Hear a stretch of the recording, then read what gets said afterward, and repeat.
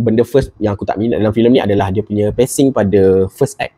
Nak masuk ke second act tu agak draggy sebab dia punya jalan perceritaan untuk first act tu memang kau tak tahu dia ni nak pergi ke mana, haluan dia ke mana kan. So tak nampak benda tu kat situ. Tapi bila dah masuk second act, dia start pick up lah. Untuk first act tu korang akan rasa lama sedikit. Dia punya pacing tu memang slow. Dan nombor 2 pula yang aku tak suka dalam filem ni adalah penggunaan CGI pada hantu. Dalam Malam Terlarang ni pun ada juga benda tu. Tapi dia tak adalah macam buruk ke apa. Tapi aku rasa macam tak payah pakai CGI pun okey je. Benda tu memang dah nampak seram dah.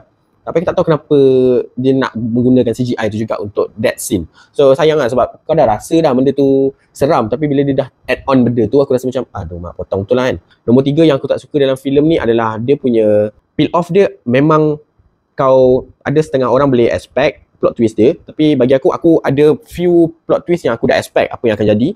And then ada yang aku tak expect. Cuma ada benda-benda yang aku rasa macam tak ada ending untuk that character tau. Dia tak menunjukkan apa benda, macam mana dia boleh jadi macam ni, macam mana dia boleh macam ni kan. Sebab dia ada scene yang tak tunjuk kenapa watak ni dimatikan. And then apa jadi kat budak ni kan. Benda macam tu dia tak nampak penutup untuk that character, apa yang jadi pada character tu.